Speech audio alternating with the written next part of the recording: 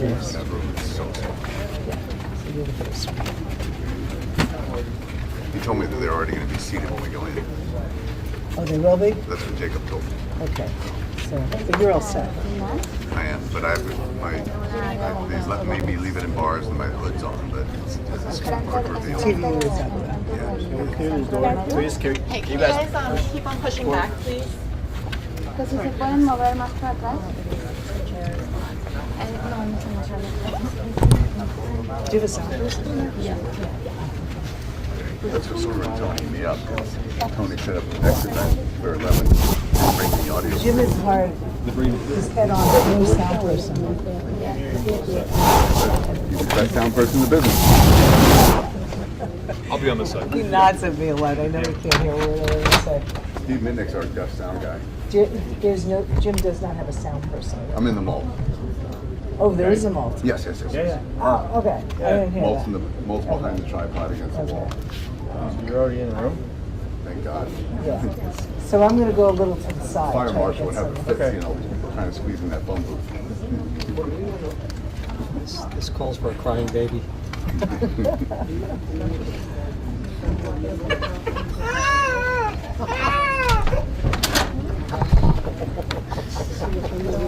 Oh, I miss that. None of my colleagues do. They get this way. When we move in, go to your same doors. Thank you. One on the left, there on the right. Did someone leave this behind? I was in the van. It Or was right just- here. It was just already in the van? Yeah, it was in. Oh, was it yours? I wondered, wow, yeah, it's mine. Oh, it is. Yeah, I Okay. wondered, like, wow, Ray's got the same case I I do. didn't know if you wanted it. Whose baby is it? Where was it left? In the van? Yeah. Who's the baby? Just add on a Doug, little you suit. remember Ann Edwards? Suit. Oh, You said what? That was one of the last times I ever did it in the White House. And she came up to me in the Roosevelt Good on room. you. Like, Last day. sit there right now. You did it at the French president's the Elysee Palace. You did it there when we were all waiting out front. Those guys were going nuts looking for the baby. I got in so much trouble on that trip. Is that the one we also went to the Vatican in Italy? We went to the Italy World War II memorial, and you were doing it there, and everybody was looking.